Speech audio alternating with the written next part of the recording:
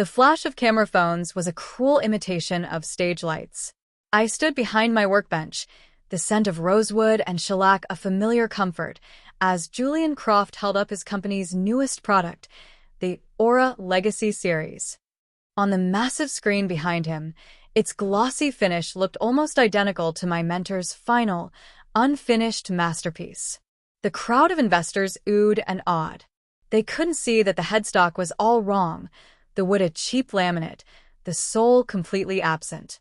But I could. And I knew, as our eyes met across the room, that this was the opening salvo in a war he thought he'd already won. Rewind to 6 months earlier. Leo is working in his small, cluttered workshop, barely making rent. He gets the news that his mentor, Old Man Elias, has passed away. He leaves Leo 2 things: his entire workshop, a dusty, magical place full of rare woods and tools, and his unfinished magnum opus, a guitar known only as the Phoenix, which Elias claimed could produce a tone that could mend a broken heart. The inciting incident. Julian Croft shows up at the funeral. He's polished, sympathetic, but his eyes are cataloging everything. He makes Leo an offer. Let Aura Instruments honor Elias's legacy. We'll mass-produce the Phoenix, give it the platform it deserves. You'll be a rich man, a consultant. Leo, protective of his mentor's secret methods and disgusted by the idea, refuses politely but firmly. After the refusal, strange things start to happen. A rival luthier, known for cutting corners, suddenly releases a guitar with design elements suspiciously similar to Elias's style. Leo finds evidence of a break-in at the workshop, but nothing is stolen, only photographed.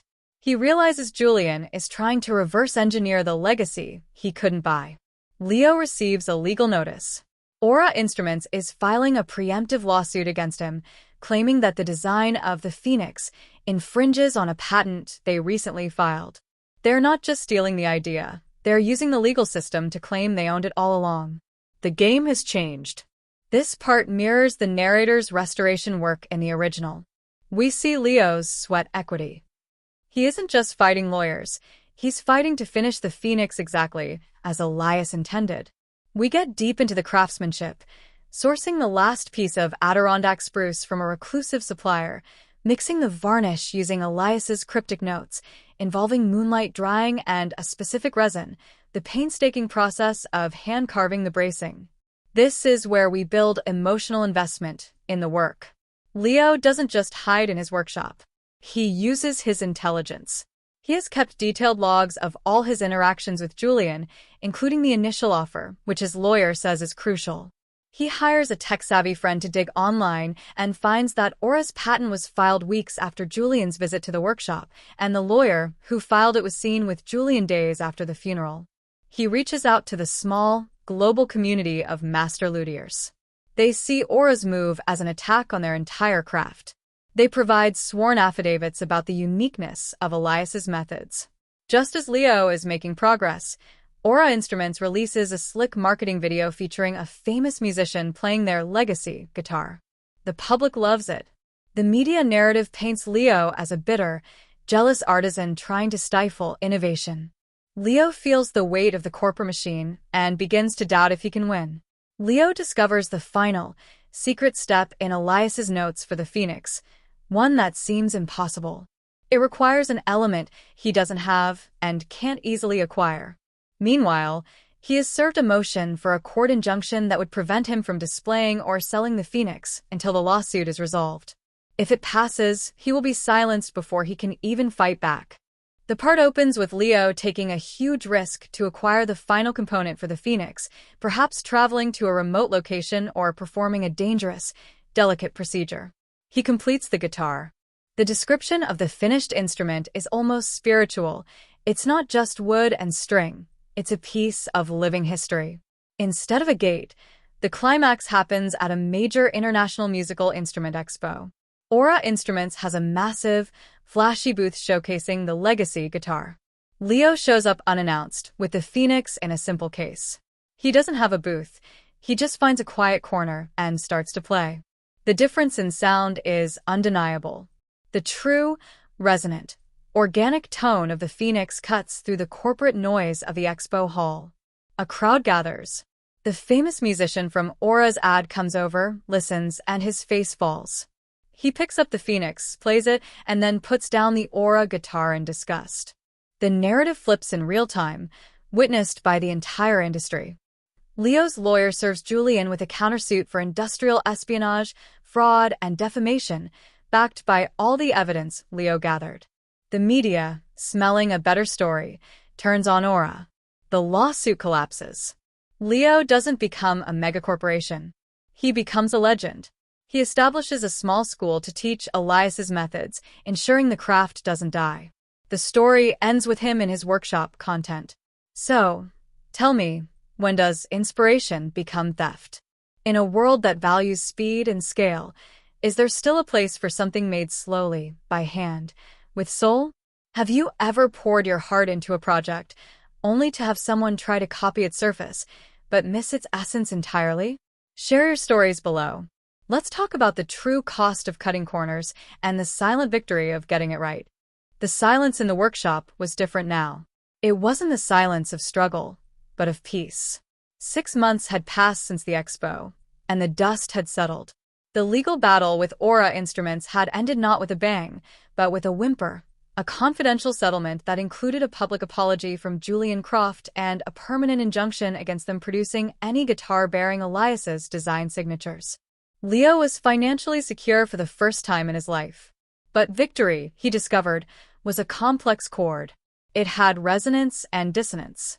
He had expected to feel pure, unadulterated joy. Instead, a subtle melancholy had crept in. The fight had given him a purpose, a clear enemy. Now, with the enemy vanquished, he was left with the quiet reality of his craft. Orders for Phoenix. Inspired guitars flooded in from collectors and famous musicians, each offering astronomical sums. At first, it was flattering.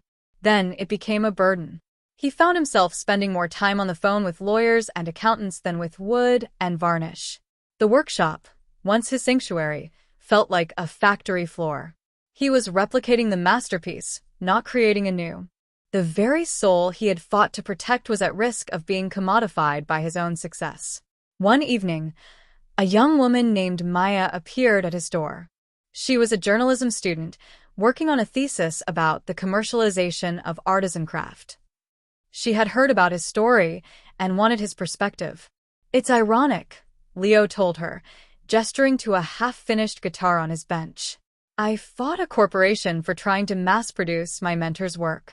Now, I have a waiting list of 50 people who want an authentic piece of history, and I feel like I'm on an assembly line. The demand is becoming its own kind of prison." Maya listened intently. "So, what is the solution? If you stop making them, you're hoarding the art. If you make too many, you dilute it. Is there a middle ground?" Her question haunted him. That night, he didn't work. He sat in Elias's old chair, looking at the original Phoenix hanging on the wall. It wasn't just a guitar, it was a story. And stories, he realized, weren't meant to be owned. They were meant to be passed on.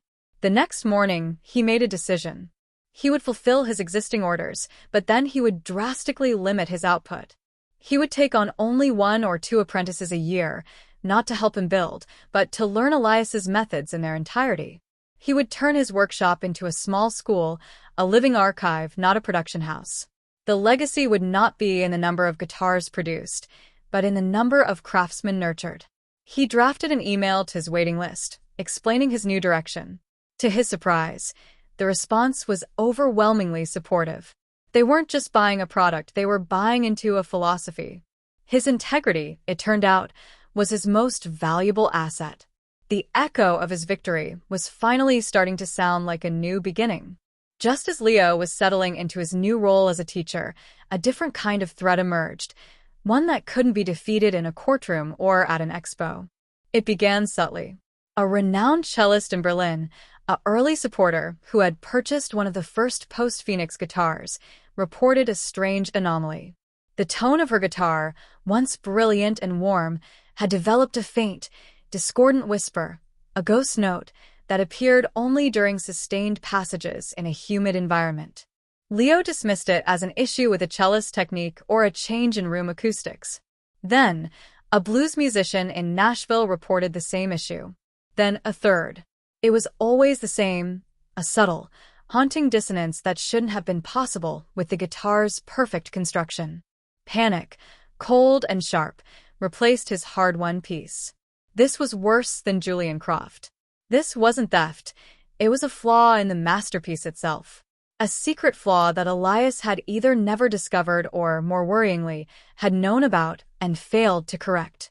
He spent nights in the workshop, running diagnostics, studying Elias's cryptic notes with a new, fearful intensity. The secret varnish formula, could it be unstable over time? The rare Adirondack spruce, did it react unpredictably to specific climatic conditions? His new apprentice, a sharp-eyed young woman named Anya, pointed out something he'd missed. "Leo," she said, holding a page of Elias's notes to the light. "This symbol here, next to the moonlight drying instruction. I've seen it in old alchemical texts. It doesn't mean dry. It means test." The realization hit him like a physical blow. The Phoenix wasn't finished. Elias hadn't died before completing it. He had died before perfecting it. The final step wasn't a mere application. It was a quality test he never got to perform. Leo had been so focused on replicating the process exactly that he had built the master's unresolved problem into every single guitar he'd sold. His reputation, his entire legacy, was built on a foundation that was now cracking. He had two choices.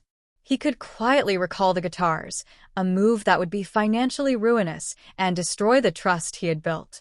Or he could ignore it, hope the flaw remained minor, and risk his name becoming synonymous with a beautiful failure. But Leo was no longer the man who just defended his property. He was a guardian of a craft. He called every single owner personally. "This is Leo," he said, his voice steady despite the tremor in his hand. "There's an issue with your guitar. It's not your fault. It's mine. And I'm going to fix it. I need you to send it back. There will be no charge." It was a terrifying gamble. But as the guitars began to arrive back at his workshop, he felt a familiar fire, the same stubbornness that had made him restore the estate in the original story. This wasn't a fight against a person, but against a puzzle, against the ghost of an unsolved problem left in the wood. The final battle for the soul of his craft had just begun, and the opponent was perfection itself.